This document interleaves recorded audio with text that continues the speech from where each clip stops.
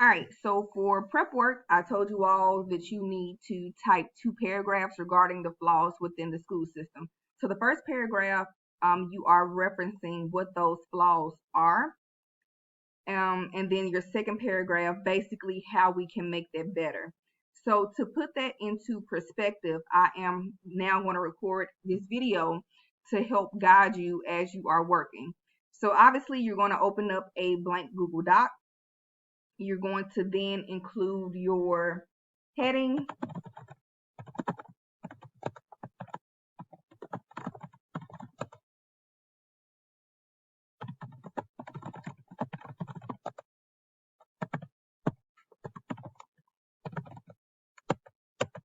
So I just hit enter twice. From there, I'm going to center a line and title this prep work. I can even title it failing school system. So whatever it is you want to title it, feel free to do that. Hit enter again. Then go back to left align, tab once to indent. So from here, as I am writing, basically you are going to be introducing the fact that the school system is failing to your reader. So again, every time that you write something, you want to lure the reader in for them to want to read what you have to say. And so I can pretty much choose to start my first paragraph, my intro, by acknowledging that as a whole, the school system needs to be revamped.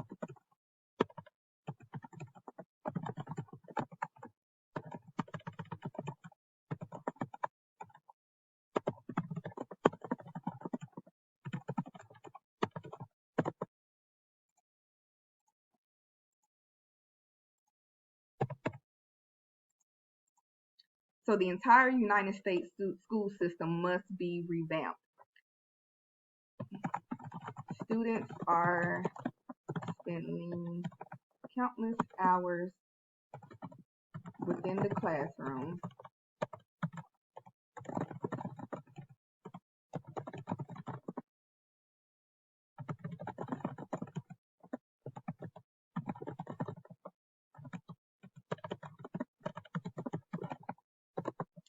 So I go on to say the students are spending countless hours within the classroom and oh and then,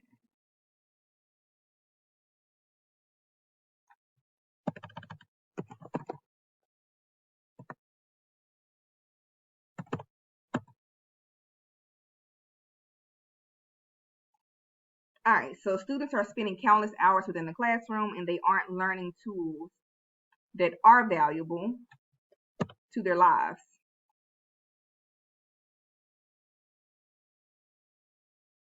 No.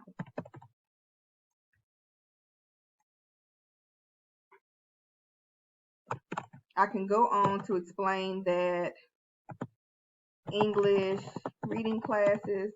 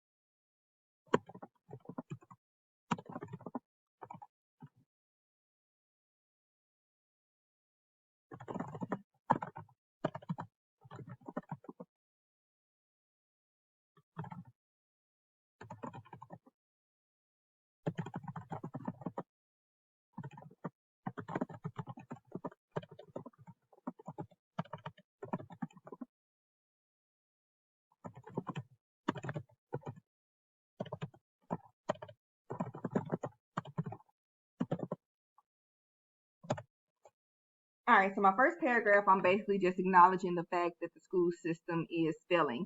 So the entire United States school system must be revamped. Students are spending countless hours within the classroom, and they are learning tools that aren't valuable to their lives.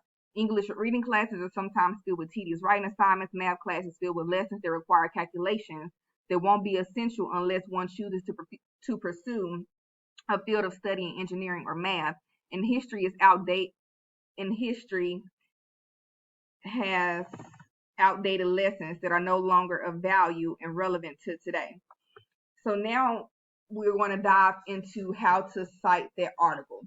So looking back at the article, you're going to then be finding information that supports the fact that the school system is failing. So this is going to require that you reread the article and then analyze it to determine what exactly the article says. So the first thing that jumps out to me says that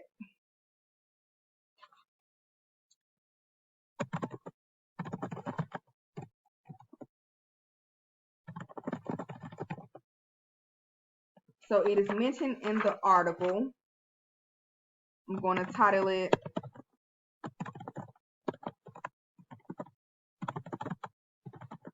What We Can Do About It. It is mentioned in the article what we can do about it. Notice I put a comma and then I'm going to open up a quotation that each student must have the freedom to choose what he or she wishes to study.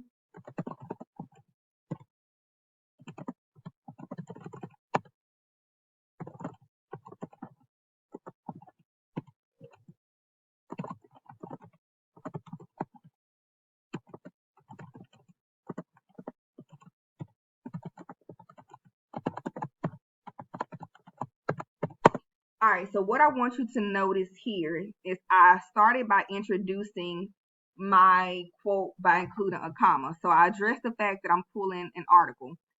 Also, make sure that your article title is italicized. So it is mentioned in the article, what can we do about it? Comma, open quotation, each student must have the freedom to choose what he or she wishes to study, what she or he is interested in, and what she or he wants to pursue further in his or her life. And that quote comes from Jane. You see that in quotations followed by a period. So at this point, I have provided my reader with a quote that supports the fact that, okay, the school system is failing. We need to give students more of an opportunity to be able to choose what it is they want to learn in order for them to dive in and truly be engaged in their learning. So from here, you basically need to explain what this quote is saying or how this quote is relevant. So here I will then provide the explanation.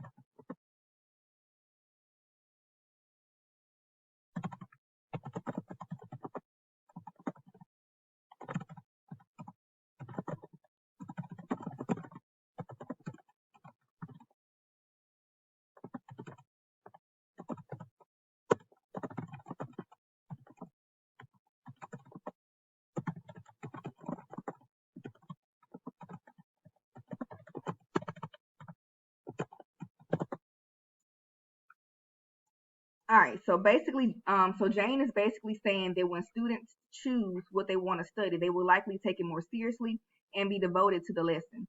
It also ensures that the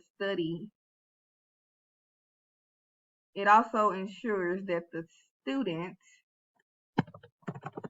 isn't taking unnecessary classes that won't benefit them academically once they enter college and their adult lives. So what I want you to focus on at this point is making sure that you introduce your quote. So make sure that you have your quotation marks. I have now highlighted those yellow. Make sure that you include your in-text citation. So that is going to be Jane inside parentheses. And of course, the fact that you have your quote provided itself. So as you are typing this is what I'm looking for as I'm grading. That it's an MLA format, that you have your heading, and again, that you included. And again, I'm going to be looking for these things that are highlighted and underlined to ensure that you are citing correctly. So as we dive into analyzing text, it's important that you do have evidence every time that you analyze something. But it's also important that you know how to actually cite the evidence. So make sure that you go back and proofread before you submit it. As I did, I found grammatical errors myself while typing. But still, make sure that you reread it, reread the article, find evidence that is relevant and that you actually cite it. You cannot use the quote that I used in my personal example. So again, go back and reread and find something different that you can use.